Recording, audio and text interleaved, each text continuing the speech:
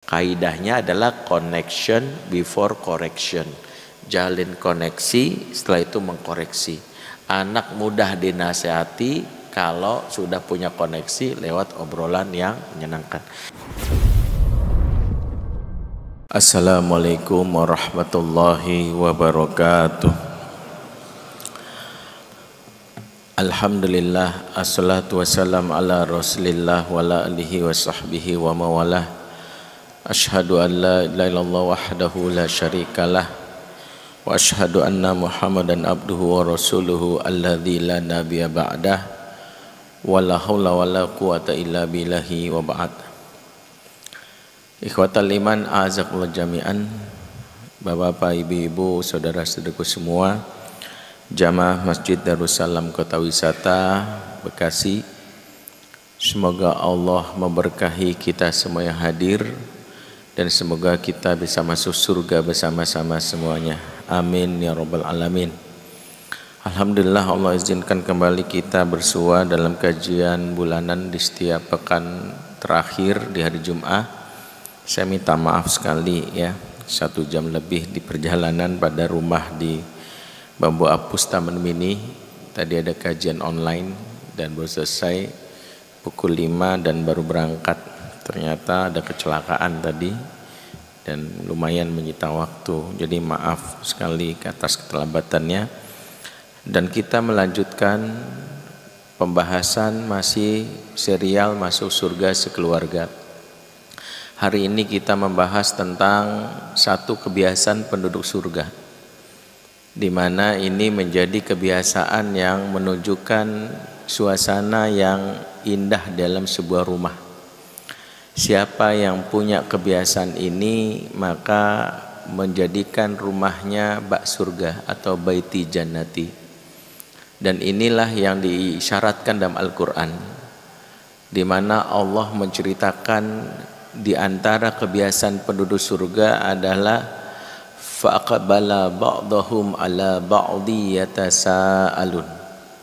Mereka penduduk surga suka duduk berhadap-hadapan dan saling bertanya alias ngobrol.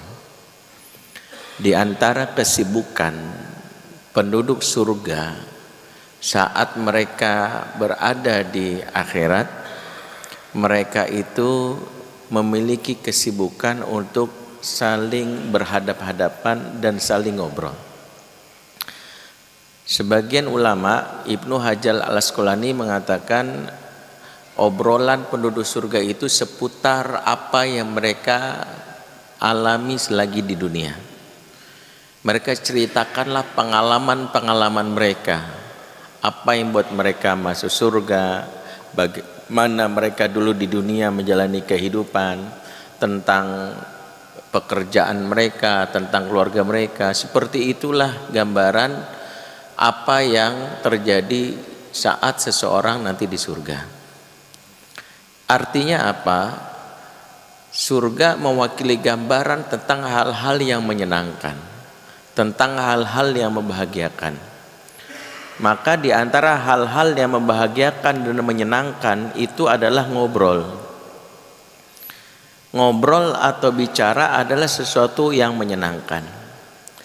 Maka di antara ciri rumah yang sesuai dengan baiti jannati adalah rumah yang di antara penghuninya saling ngobrol, saling bicara.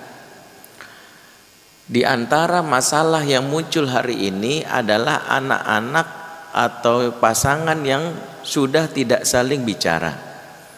Mereka berkumpul bersama dalam rumah, tapi hati tidak terkoneksi sehingga jarang ngobrol. Ya, serumah tapi tak sejiwa. Berkumpul tapi tak terkoneksi, bersama tapi tak terhubung. Di saat mereka tinggal di rumah, masing-masing sibuk dengan urusannya. Bapak dengan pekerjaannya berada di sebuah ruangan, dia cuma mikirin gimana tentang dirinya, ya, handphone di tangan, laptop di hadapannya, istri mungkin di sebelah, ada hobi baru, ya, nonton drakor di Netflix misalnya, atau misalnya seorang anak yang dia di kamarnya sibuk ya dengan game yang dia mainkan gitu ya. Kalau kita perhatikan, mereka berada di rumah, tapi mereka tak melakukan apa yang menjadi sunnah yang diajarkan Nabi, dan itulah yang akan membuat kebutuhan dasar dalam berumah tangga itu menjadi hilang. Makanya di dalam rumah yang sering terjadi obrolan, itu tanda rumah yang sehat. Dan ketika sudah tidak lagi ngobrol, maka itu diantara ciri ada sumbatan emosi. Bagi sebagian orang mungkin dianggap biasa saja, padahal ketika kita lihat misalnya pasangan kita, apalagi ibu-ibu, sudah tidak lagi minat ngobrol, itu problem ya. Karena memang di antara cara mekanisme wanita itu untuk sehat jiwanya, dia adalah ngobrol ya. Bahkan ada sebagian ahli menyebut wanita yang sehat jiwanya minimal keluar 20.000 kata per hari kan gitu ya. Jadi dia harus keluar 20.000 ya, sehingga kalau ibu masih banyak ngoceh, biasanya masih sehat itu perempuan. Justru kalau ibu-ibu udah banyak diem itu jangan GR gitu. Ada yang bilang, tapi Ustadz emang istri saya pendiam. No, sejatinya tidak ada wanita pendiam. Yang ada adalah wanita yang terluka hatinya. Makanya kalau ada istri yang sudah mulai ngomongnya patah-patah, singkat, itu isyarat bahwa ada yang mungkin dia ada rasakan di hati dan dia malas mengeluarkannya ya. Saya sering tuh kalau istri saya misalnya udah ngomongnya singkat-singkat, itu pasti ada masalah tuh ya. Umi udah makan belum? Udah. Makan apa? Ayam. Ayam apa? Goreng. Nah itu udah kok patah-patah, itu bahaya tuh.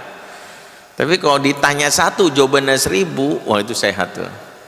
Wanita kalau ditanya satu merepet kemana-mana tuh langsung ya. Perasaan tadi kita bahas apa, ujung-ujungnya kemana gitu ya. Nah, tapi yang ingin saya sampaikan, memang itulah yang memang harus dilakukan. Makanya manusia yang paling sibuk di muka bumi ini adalah baginda Nabi Sallallahu Alaihi Wasallam. Dan Nabi sesibuk-sibuknya sebagai suami selalu meluangkan waktu minimal di setiap malam untuk melakukan tugas yang menjadi kebutuhan dasar seorang istri ya. Dan ini kenapa saya katakan banyak di antara kita yang lupa bahwa nafkah batin yang selama ini sering diingatkan kepada suami itu bukan sekedar nafkah yang terkait dengan kebutuhan seksual, karena kan sebut nafkah lahir dan batin. Nafkah lahir kebutuhan fisik, diberikan uang, materi. Nafkah batin sering dimaknai adalah berhubungan intim. Makanya kita seolah-olah yang menafkahi istri untuk hubungan intim, padahal kalau istri nolak kita yang stres kan gitu ya. Jadi kadang-kadang saya ingin menafkahi kamu sayang, ini nafkah batin, kata istri enggak, aku nggak usah gitu. Nah kita yang stres, padahal nafkah batin konteksnya bukan itu. Nafkah batin diantara pengertian para ulama adalah memberikan kebutuhan psikologis yang menyehatkan bagi seorang wanita supaya dia menjadi pribadi yang kebutuhan psikisnya terpenuhi, dikasih sayangi, diberikan kalimat mesra ya. Misalnya salah satu riset menyebutkan wanita yang sehat itu wanita itu butuh kalimat cinta dari suaminya minimal 4 kali dalam sehari. Jadi wanita itu 4 kali dalam sehari butuh kalimat cinta, karena wanita itu makhluk auditori. Makanya dia nggak pernah bosan nanya, kamu sayang nggak sih mas sama aku? Ya Allah, perasaan anak udah 5 masih nanya sayang enggak? Itu setiap bulan kan aku transfer, emang kurang bukti apa? Ternyata wanita bukan itu, dia memang butuh telinganya mendapatkan kalimat sayang gitu. Ya makanya dia selalu nanya, kamu sayang nggak sama aku? Nah menurut riset wanita itu memang butuh 4 kali sehari ya. Tapi jangan mentang-mentang 4 kali sehari kita rapel malam-malam gitu, I love you, I love you, I love you, I love you gitu. Ya ntar sekalian kata istrinya, nggak dirapel seminggu mas, 4 kali 7 28. Maka diantara kebutuhan watin yang mungkin membuat dia bisa sehat jiwanya adalah tadi Kebutuhan batin itu diantara adalah ngobrol. Ngobrol itulah yang dipraktekkan Nabi. Makanya diantara kebiasaan Nabi setiap malam, dan ini ceritakan oleh dalam riwayat Muslim, pengakuan dari Abdullah bin Abbas, ya, sepupu Nabi yang tak lain adalah keponakan dari istri Nabi yang bernama Maimunah. Jadi Nabi punya istri, diantaranya adalah Maimunah. Maimunah ini punya keponakan Abdullah bin Abbas. Dan Abdullah bin Abbas ini salah satu contoh sahabat cilik yang cerdas. Dia tahu bahwa mumpung dalam tanda kutip Nabi masih hidup, dia tidak meluangkan kesempatan untuk menyerap sebanyak-banyaknya ilmu. Makanya Ibnu Abbas ini salah satu sahabat yang cerdik, memanfaatkan momen gimana caranya dekat sama Nabi. Begitu tahu Nabi menikah dengan bibinya bernama Maimunah, itu aji mumpung. Kok gitu, setiap Nabi tinggal di rumah Maimunah, Ibnu Abbas numpang gitu. Bilang sama bibinya, "Bi, numpang tidur ya," gitu. Supaya dekat sama Nabi. Ini peluang yang cerdas gitu. Kadang mohon maaf ya, kita nih kadang punya ipar ustadz gitu, lulusan Timur Tengah, ilmu banyak, ilmunya nggak kita ambil. Nggak kita ambil, padahal itu harusnya bikin kajian di keluarga gitu. Atau kadang kita ada mantu bapak kita kiai, mertua kita kiai, duduk di majelisnya nggak pernah, rugi banget kita. Di antara hal yang menunjukkan kita ini dijauhkan dari rahmat Allah adalah diberikan peluang pintu ilmu, kitanya malah nggak manfaatin gitu. Maaf ya, rumah dekat sama masjid, kajian hampir tiap pekan ada, ternyata nggak pernah kajian di masjid ini. Maaf, itu orang yang dijauhkan rahmat dari Allah. Rumah dekat Masjid Darussalam, ada di kompleknya. Masjid Darussalam ini kajiannya seabrek-abrek, tapi dia nggak pernah datang ke masjid ini. Itu diantara ciri orang yang dia dijauhkan rahmat Allah, ada peluang. Nah, Ibnu Abbas dia nggak, Nabi Muhammad tinggal di rumah bibinya dan beliau adalah Nabi, maka ini momen banget. Makanya hampir setiap jadwal giliran Maimunah, Ibnu Abbas ikut tidur di rumah bibinya karena bibinya mahram dia. Dan ketika itulah Ibnu bin Abbas mengatakan apa? Bitu inda khalati Maimunah, saya nginep di rumah bibi saya Maimunah. Karena Rasulullah sallallahu alaihi wasallam yatahaddas ma'a alihi tsumma raqada. Rasulullah SAW senantiasa ngobrol sama istrinya baru dia tidur. Ini Pak, sunnah Nabi yang mungkin kita remehkan. Nabi itu sebelum tidur ngobrol dulu sama istrinya baru tidur, ya. Dan ini kadang-kadang menjadi PR kita sebagai suami. Kadang banyak suami sebelum tidur cek WA dulu, ya, ngeliat mention di IG, ya, ngeliat skor bola gitu ya. Ketika mata udah sepet baru tidur, ya. Maka inilah yang membuat banyak wanita sebelum tidur dia tidak menguras emosi negatifnya, dan dia bangun tidur masih menyimpan emosi negatif. Maka sering saya katakan, ibu-ibu yang pagi-pagi marah-marah mulu sama anaknya karena malam-malam tidak dikuras emosinya sama suaminya. Makanya kalau pengen istri kita bangun tidur itu dia happy ketemu anak, karena malamnya itu suami meluangkan waktu untuk ngobrol. Di dalam kitab Adabul Mufrad bahkan ada bab tentang bagaimana Nabi itu meluangkan waktu untuk ngobrol sama Aisyah. Bahkan ada riwayat yang menceritakan Aisyah itu setiap malam, bukan setiap malam, suatu malam menceritakan pengalamannya bertemu dengan 11 wanita di pagi hari. Ya, babnya tentang kisah Ummu Za'rin dan Abi Za'rin. Jadi bab tentang kisah tentang Ummu Za'rin dan Abi Za'rin. Jadi ada dua orang suami istri yang itu mempesona atau membuat seorang Ummul Mukminin Aisyah itu sampai terkenang-kenang dan diceritakan kepada Nabi di malam hari. Sebelum menceritakan tentang Ummu Za'rin dan Abi Za'rin, Aisyah menceritakan dulu tentang wanita-wanita yang lain dia temui sepanjang hari. Jadi di setiap pertemuan diceritain, ya suamiku ada wanita pertama orangnya begini-begini, orang begini-gini gitu. Ya, kita ambil kebaikannya, dia melakukan gini. Nabi menyimak doang. Oh gitu. Nabi inilah diantara hal yang penting kita pelajari di dalam sebuah obrolan, yaitu tidak terbiasa memotong atau buru-buru menasihati. Karena diantara yang membuat orang malas ngobrol adalah kita tidak menjadi pendengar yang baik. Sama seperti anak. Kadang anak datang, dia itu belum tentu untuk pengen dinasihati, dia ingin mencurahkan perasaannya. Tapi kadang respon kita respon yang mematikan keinginan anak bicara, karena belum apa-apa udah keluar ayat kan gitu ya. Baru anak cerita, "Pak, kan tadi di kelas ada yang naksir aku." Kita langsung terpancing. Nah, Allah berfirman dalam Al-Quran, "Auzubillahi minasyaitonirrajim." Ya kata anak ya, diruk ya aku. Keluar ayat nih, aduh males gitu. Karena kita lupa bahwa dia sedang ingin didengarkan dulu. Dia ingin direspon dulu. Oh gitu. Maka inilah yang membuat ketika komunikasi di antara keluarga sudah tidak lagi terjalin, tidak ada koneksi, anak tak bisa bicara dengan nyaman kepada bapak ibunya, suami tidak lagi bisa nyaman kepada pasangannya, istri pun juga begitu, maka peluang masuknya pihak ketiga yang merusak rumah tangga itu muncul.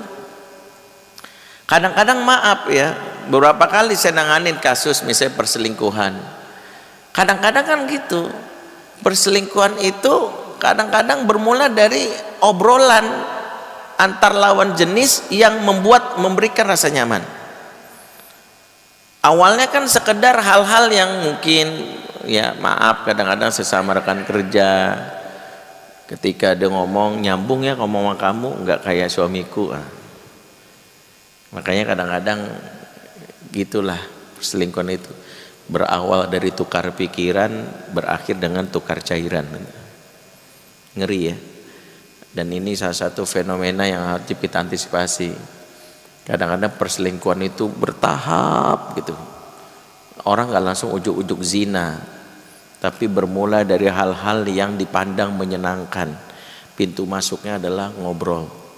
Makanya kadang-kadang kita itu harus tahu bahwa menjaga keluarga dari hal-hal yang rusak, yang membuat mereka itu hilang yang namanya peluang berbuat baik, atau yang namanya ingin menumpahkan perasaannya, salah satunya adalah membudayakan ngobrol.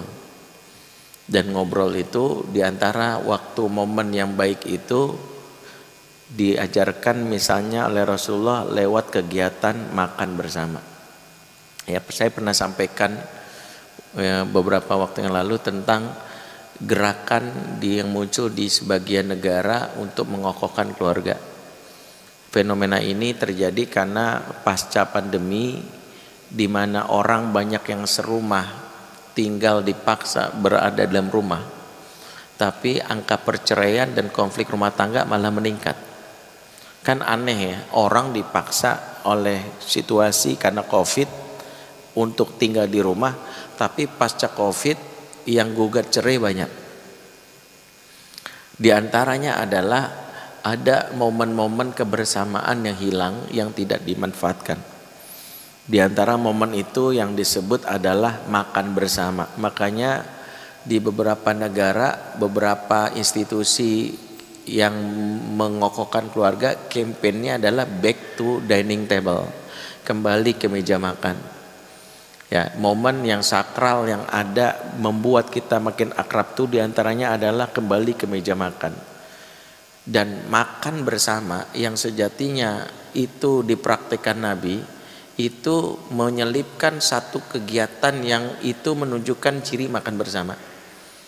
Ya, makanya di antara hal yang menjadi kebiasaan dalam keluarga yang mengakrabkan itu, luangkan waktu minimal sekali sepekan Pak untuk makan bersama.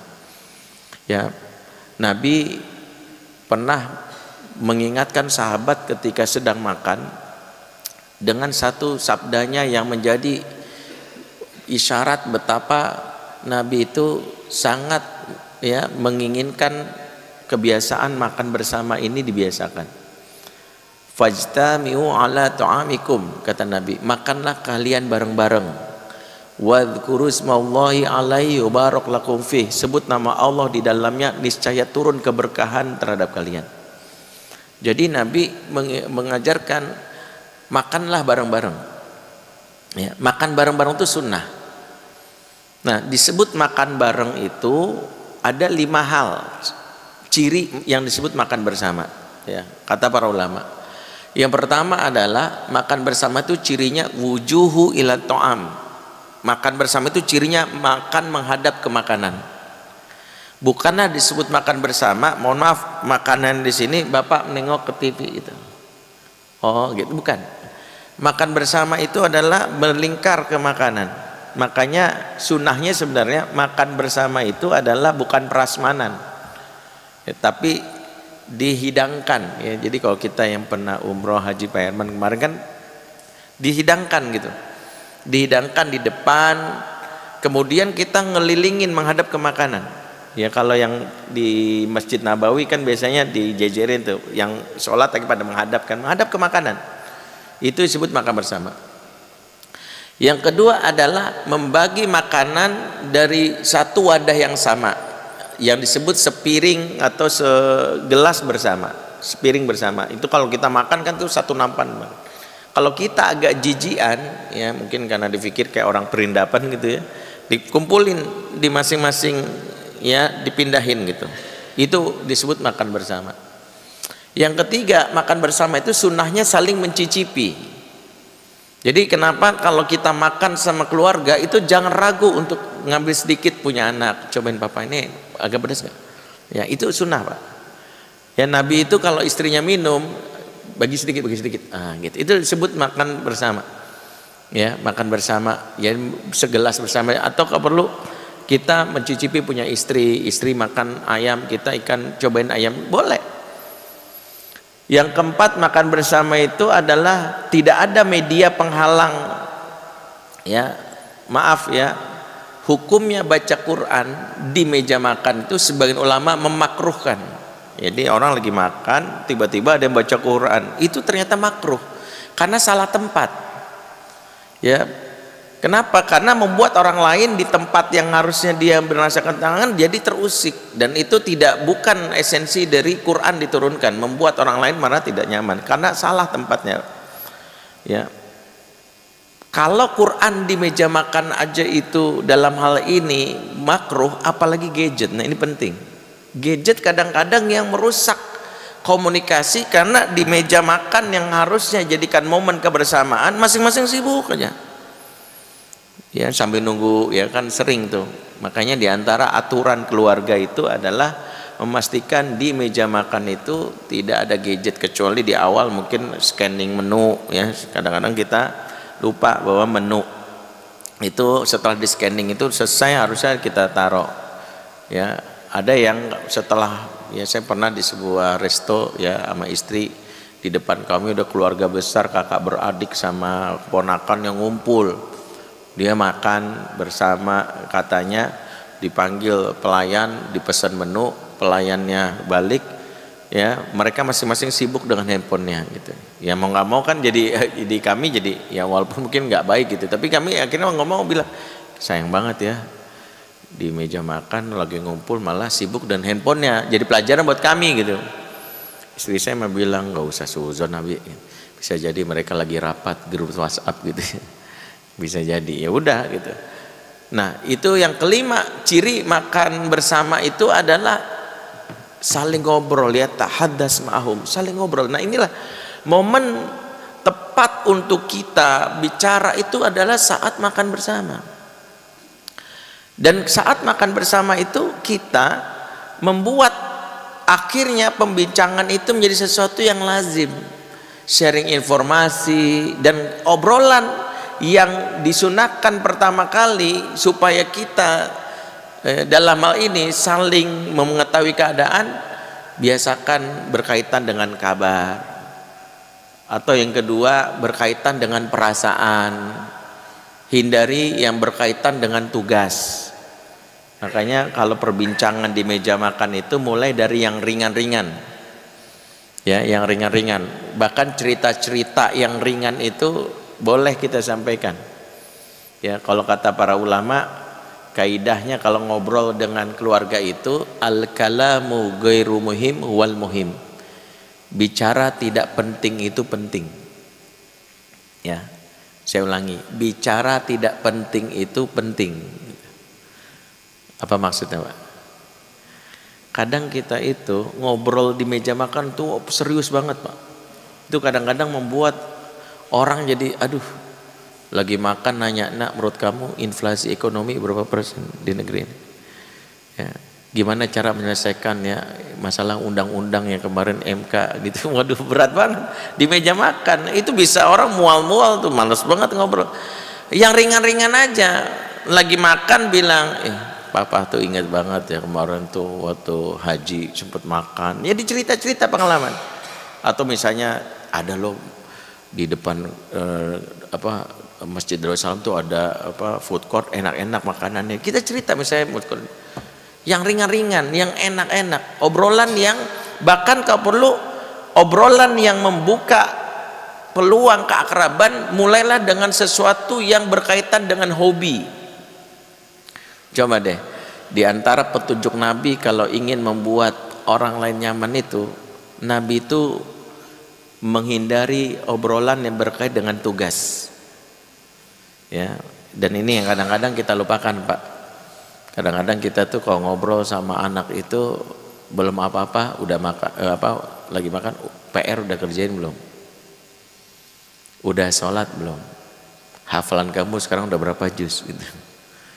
Kayak kadang-kadang anak-anak di pesantren itu kenapa kalau ditelepon sama orang tuanya itu cenderung dia ngomongnya nggak lama. Karena dia bilang papanya kalau telepon itu obrolannya itu udah template gitu. Jadi dia pun ngangkat telepon jawabannya template gitu. Udah 10 juz, waalaikumsalam, tutup. Karena diantaranya adalah kita lupa bahwa diantara yang diajarkan Nabi kalau ngobrol itu, Nabi itu silakan Pak cek hadisnya. Ada nggak Nabi ketemu anak kecil atau sahabat nanya gini, udah sholat belum? Tugasnya diingetin dulu. Tapi Nabi itu selalu bertanya tentang hobi. Misalnya dalam sebuah riwayat Imam Abu Daud, Nabi pernah bertemu dengan seorang anak, yaitu sepupunya Anas bin Malik. Apa yang Nabi lakukan saat bertemu dengan Anas bin Malik? Nabi bertanya kepadanya, "Ya Aba Umair, ma fa'alan nughair?" Wahai Abu Umair, burung pipit kamu gimana kabarnya? Jadi Nabi nanya burung pipit. Kenapa? Nabi tahu bahwa Abu Umair yang menjadi sepupunya Anas ini lagi senang melihara burung pipit. Dan Nabi tahu burung pipitnya namanya Nughair. Makanya Nabi langsung tembak aja, Nughair gimana kabarnya? Ternyata dari kacamata ilmu psikologi, seseorang itu sangat nyaman kalau ditanya hobinya. Misalnya bapak ini hobinya main sepeda. Misalnya ketemu orang, "Pak, hari ini udah trekking kemana aja?" Pasti seneng tuh bapak cerita. "Oh, saya barusan muter di kota wisata, dapatlah alhamdulillah 20 kilo muter berapa loop gitu." Yang hobinya koleksi batu akik, pasti seneng tanya, "Udah berapa Pak koleksi batu akik?" "Oh, saya barusan baru Bacan. Saya beli nih, ini harganya tau nggak Ustadz nih sekian." Dia akan cerita kok. Dan itulah yang Nabi lakukan. Makanya kalau kita bicara sama anak, salah satu yang membuat kita bisa menjalin koneksi, karena salah satu kaidah kedua dalam ngobrol itu adalah connection before correction. Jalin koneksi sebelum mengkoreksi. Karena belum apa-apa udah dikoreksi, anak langsung malas. Karena koneksi belum ada. Salah satu cara mengkoneksi adalah membuat dia nyaman dengan hal-hal yang ringan. Tadi diantaranya apa? Tanya hobinya. Dia main futsal. Tanya, "Hari ini gimana Bang futsalnya? Menang nggak?" Gitu. Dia pasti semangat. "Iya Pak, hampir aku nyetak 5 gol. Cuman gawang dipindahin temen," gitu. "Kesel banget aku." Wah. Dicerita. Anak kita main boneka, ditanya, "Gimana boneka kamu Lulu?" "Udah aku mandikan Pak ya.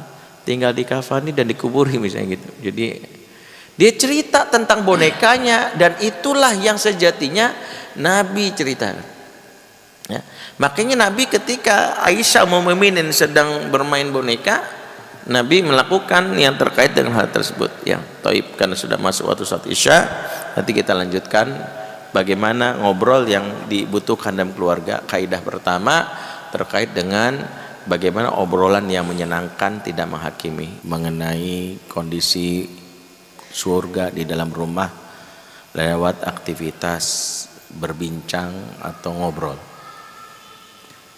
Di antara yang membuat anak-anak itu nyaman untuk ngobrol kalau dia dimulai dengan pembicaraan yang ringan, dan itu adalah awal dari apa yang membuat mereka mau terbuka, bahkan punya inisiatif bicara.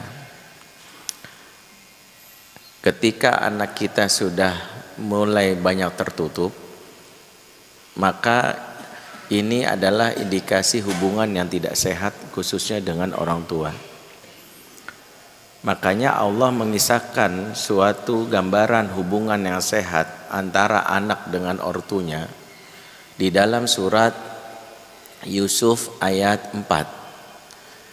Bagaimana seorang anak yang memiliki inisiatif bicara karena hubungan yang nyaman dengan orang tuanya, khususnya ayahnya. Diceritakan bagaimana Yusuf ketika dia di malam hari dia bermimpi suatu yang menggelisahkan dirinya, maka pagi hari saat dia bangun tidur, dia langsung mencari ayahnya dan langsung bercerita, "Ya abati, inni ra'aitu ahada asyara kaukaba wa syamsa wal qamar ra'aituhum li sajidin." Wahai ayah, aku bermimpi melihat 11 bintang, matahari dan bulan, kulihat semuanya sujud di hadapanku. Apa yang diceritakan Yusuf kepada ayahnya adalah sebuah isyarat bagaimana sang anak punya inisiatif menceritakan kegelisahan. Mimpi bagi setiap anak itu adalah salah satu yang, apalagi mimpi yang menggelisahkan, itu hal yang sangat privat. Ketika anak mau membuka dirinya, ketika dia mau bercerita tentang apa yang dirasakan, maka itu adalah salah satu wujud apa yang disebut sikoh atau trust antara anak kepada ortunya. Kita bisa melihat bagaimana betapa hubungan nyaman antara Yusuf dengan ayahnya, sehingga saat dia mimpi, dia langsung cerita sama ayahnya sesuatu yang sangat privasi. Inilah diantara ujian dalam mendidik anak di era digital. Di antara ujiannya adalah ketika anak-anak sudah mulai menutup diri. Makanya berulang kali saya ingatkan, waspadalah kalau anak punya satu kalimat yang itu dengan spontan diucapkan ke orang tuanya. Apa itu? That's my privacy. Ini rahasia aku. Papa ngapain sih? Mau tahu aja, kepo banget.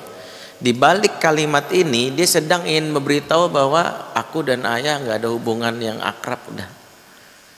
Hubungan kita sebatas pemberi nafkah dan penerima nafkah aja ya.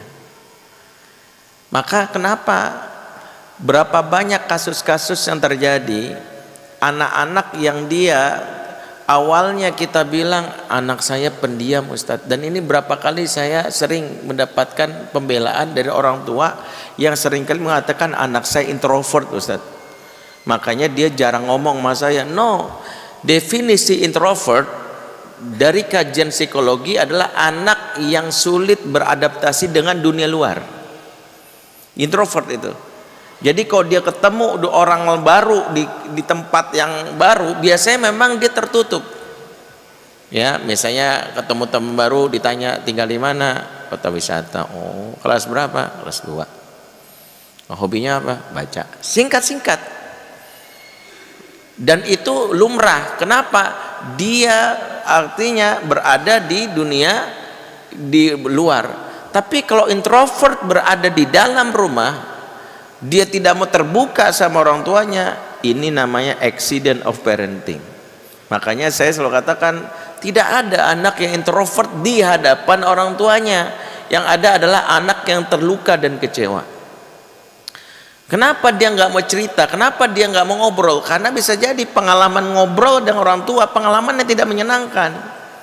Satu, sering disalahkan. Baru ngobrol langsung bilang, kamu sih udah papa bilangin. Nggak nyaman. Ya, atau buru-buru menasihati.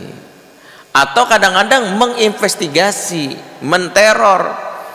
Itulah kenapa salah satu hal yang mungkin perlu kita pikirkan saat bincang dengan anak adalah hindari banyak pertanyaan, sering-sering buat pernyataan, ganti pertanyaan dengan pernyataan.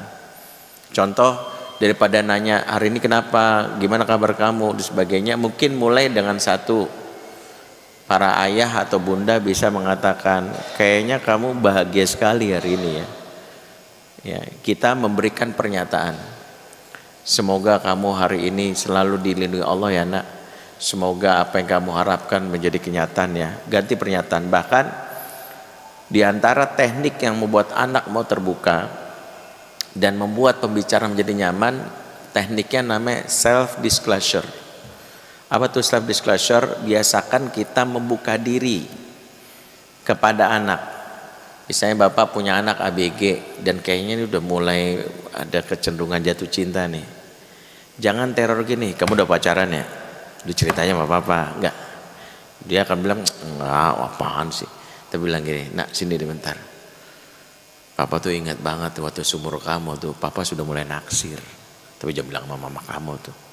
Papa dulu pernah naksir seorang perempuan. Enggak apa-apa pak. Namanya pengalaman di masa kecil yang mungkin kita lihat dari sisi pembelajaran, boleh kita ceritakan selama masih yang wajar. Saya bilang papa udah pernah naksir perempuan dan itu normal. Zuinal linnas hubbu syahwati minan nisa wal banin wal qanatiri muqantarati minadzabi wal fiddah. Ternyata anak-anak yang ketika orang tuanya sudah memulai terbuka tentang dirinya, anak-anak itu punya rumus pak, lu jual gua borong.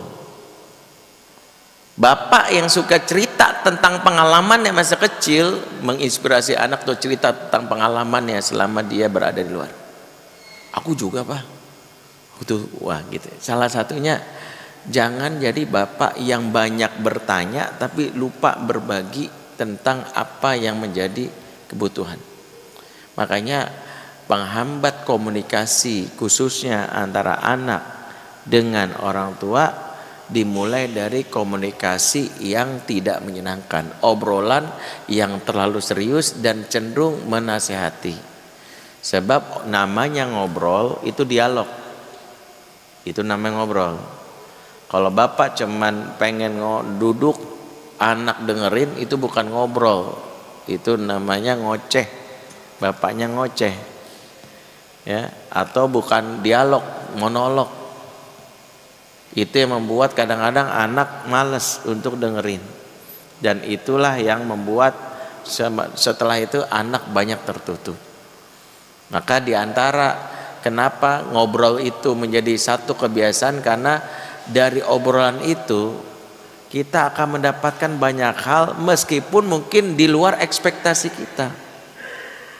Bahkan maaf pak, anak tuh kalau udah nyaman ngobrol, hal-hal yang bahkan tabu ada diceritain ke orang tuanya, tapi nggak usah marah, karena lebih baik dia cerita ke kita daripada ke orang lain. Contoh, maaf nih pak, saya ngasih contoh ya, mungkin saya ada anak-anak remaja tapi saya pikir udah tahu. Misalnya saya pernah nanganin seorang anak yang tiba-tiba ngobrol sama bapaknya gini, pak, sodomi apa sih pak?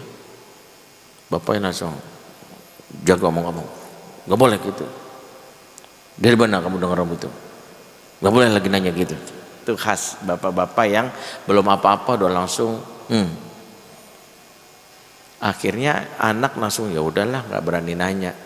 Tapi dia punya kepo yang tinggi. Suatu hari depan rumah dia ada tukang somai. Maaf, dia spontan nanya, bang, sodomi apa sih bang? Abangnya kebetulan memang predator, Dia jadi momen apa kata dia? Abang nggak tahu teorinya, tahu prakteknya. Mau dikasih tahu nggak? Ngeri Pak. Dan itulah kenapa kadang-kadang kita terkaget-kaget. Kenapa anak saya begini? Kenapa Anda begini? Kenapa? Karena kita nggak mengetahui isi kepalanya, karena nggak ada ruang dia untuk mencurahkan. Maka dibalik ketika dia bercerita tentang isi kepalanya, kalaupun tidak sesuai harapan kita, jangan langsung dilabel, jangan langsung kaget, shock, langsung kita punya, wah nih ngaco nih anak gua nih, awas ya, kamu udah nonton lah, nggak bisa mau cerita Pak. Makanya saya pernah, ya, anak saya 5, yang pertama lulus dari Al-Azhar Kairo, sekarang melanjut S2 di Glasgow di Scotland. Sebentar lagi saya punya mantu ya, lagi nyari. Yang kedua mau ke Madinah, persiapan ke Madinah, homeschooling anak kami. Yang ketiga sedang ngambil sekolah robotik, ikut kompetisi internasional. 45 masih SD ya. Tapi anak saya pernah suatu hari ini yang sekarang udah SMA persiapan mau ke Madinah. Jadi suatu hari dia waktu kelas 1 SD, kejadiannya tahun 2013 atau 2014. Dia datang ujuk-ujuk nanya ke saya, Abi, Umi sama Jupe cakapan siapa? Kebayang nggak Pak? Anak Ustadz nanya Jupe. Kita nggak bahas tentang profil si artis ini, nggak usah, udah meninggal. Kita nggak bahas tentang itunya. Tapi saya kaget Pak. Saya nanya, maksud kamu apa? Umi sama Jupe cakapan siapa? Gitu. Saya nggak mau jawab kan. Saya pikir bahaya nih pertanyaannya nih gitu. Terus emang kenapa abang nanya itu? Ya aku kan habis main di pinggir danau. Kebetulan rumah kami di pinggir Jakarta Timur masih ada danau di taman kota, di taman bambu. Jadi anak saya biasa ada danau, ada sawah gitu. Hobinya dulu anti mainstream Pak. Ngumpulin ular sawah, kalajengking, ular sawah, kalajengking sama belalang. Nah hobinya anti mainstream ini itu sering dikomentarin temennya gini, namanya Faris. Faris mah sama ular berani, sama setan pasti takut gitu. Nama anak laki-laki digituin gimana? Mana setan? Gue bacain ayat kursi juga kabur digituin ya. Ya temennya langsung nantangin, gue punya film serem. Ada tuh, bapak gue punya VCD, waktu itu masih ada VCD kan, teknologi masih ada tahun 2013. Kalau lu mau tonton aja di rumah gue. Oh, dia temannya nantang nih kelas 3, 4 SD gitu, dia masih kelas 1 gitu. Oh ya udah, dibawalah 5 orang temen cowok semua di rumahnya, kebetulan rumahnya sepi, nonton VCD. Tahu nggak Pak? Ini saya ngomong terbuka, inilah kadang-kadang Ustadz pun harus siap menerima hal-hal yang kayak. Anak saya nonton filmnya apa? Arwah Goyang Karawang. Gimana nggak shock tuh? Anak saya dengan pede bilang, kan Bi ada yang Jupe Bi, dia buka kan bajunya Bi. Lah saya langsung potong kan. Kamu lihat bagian aurat? Enggak. Aku kan ingat kata Abi, aurat itu malu untuk dilihat dan diperlihatkan. Jadi aku langsung tutup mata. Gitu. Berarti kamu langsung keluar dari situ? Enggak, sampai selesai. Lah kok sampai selesai? Saya bilang, iya. Kan aku penasaran, yang seremnya yang mana? Jadi aku tungguin aja sampai selesai gitu. Jujur Pak, itu saya merinding Pak. Antara saya marah kok lingkungan sebegini, tapi setidaknya saya menghargai. Saya nggak pengen anak saya habis itu trauma mau cerita gitu. Jangan posisikan dia jadi pelaku dulu. Dia nih korban dari lingkungan memang gitu. Saya peluk anak saya sambil bilang, makasih ya Bang. Mau cerita banyak ke Abi. Ya walaupun Abi kaget, tapi ini jadi pikiran Abi. Abi harus pikir gimana caranya. Menurut kamu yang kamu tonton tuh baik gak? Ya enggak sih. Tapi kan aku bingung. Gimana coba diajak teman? Aku pengen juga kan tahu yang serem gimana. Ya udah, ntar kita bahas. Dan itulah yang menginspirasi saya. Kenapa setelah itu saya bikin program Kampung Sahabat. Sederhananya program ini muncul gara-gara anak saya mendapatkan lingkungan yang buruk. Makanya saya ngambil kesimpulan mendidik anak sendiri bakal repot kalau nggak dibarengi dengan mendidik anak tetangga. Anak tetangga itu temannya anak kita. Kalau anak tetangga baik, kebetan nyiprat ke anak kita. Kalau ada tetangga buruk, keburukannya nyiprat. Selama ini kita ortu egois, yang penting anak gua baik. Kita lupa dia punya tetangga temennya kasar, ketemu nongkrong main ketularan. Makanya saya bikin program Kampung Sahabat, yaitu tagline-nya soleh bareng-bareng tuh hebat. Maka kita punya dapur sahabat, makan bareng setiap pekan, ya hari Sabtu besok kita makan bareng, ngumpul anak remaja punya taman baca sahabat, kita ngumpul bareng.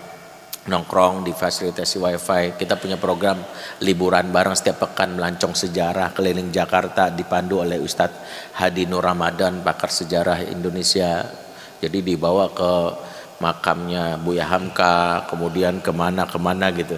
Jadi keliling Jakarta anak-anak remajanya. Terus yang anak-anak kecilnya punya taman baca, ibu-ibunya punya kita berdayakan bisnis UMKM-nya. Jadi kita bikin satu kampung itu supaya punya kurikulum pembelajaran. Itulah yang membuat kami berpikir. Tapi saya ingin jadi pelajaran gini. Setidaknya salah satu yang harus kita bangun kepada anak kita adalah obrolan yang minimal dia merasa nyaman untuk bercerita tanpa merasa diintimidasi, dan itu membuat rumah menjadi tempat yang menyenangkan untuk dia pulang. Kenapa anak betah nongkrong lama-lama di kafe? Karena di sana asik ngobrol sama teman. Sebab kalau di rumah peluang ngobrol tuh nggak ada. Kalau di rumah yang ada adalah diceramahin. Duduk kamu. Ngobrol tuh nggak ada.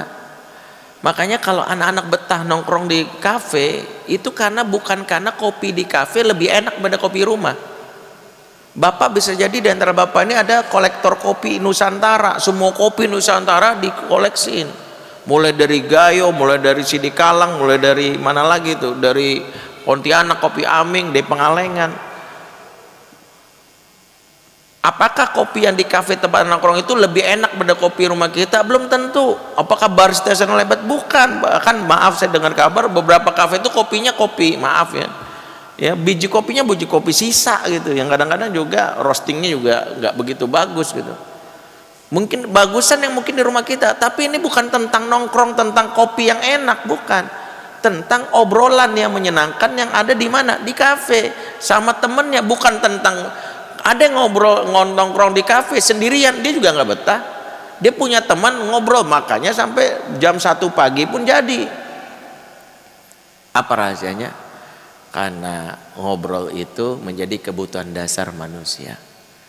Makanya kalau kita ingin memulai kembali keluarga yang surgawi, mulailah membiasakan ngobrol yang menyenangkan. Barulah setelah obrolan itu kita biasain, mulailah ke tahapan berikutnya, bahwa ngobrol itu masuk kepada obrolan yang bernilai. Masuklah nasihat. Nasihat itu bisa masuk kalau obrolan itu menjadi hal menyenangkan. Kaidahnya adalah connection before correction. Jalin koneksi, setelah itu mengkoreksi. Anak mudah dinasihati kalau sudah punya koneksi lewat obrolan yang menyenangkan. Itu mungkin sebagai tambahan kajian setelah tadi sholat isya, karena tadi terpotong saya terlambat. Jadi kajian ini kesimpulannya bangun suasana surga lewat obrolan. Mudah-mudahan bermanfaat. Aku lu qala jazakumullahu subhanakallahumma bihamdik asyhadu an la ilaha illa anta astaghfiruka wa atubu ilaik. Bila taufiq wa hidayah. Wassalamualaikum warahmatullahi wabarakatuh.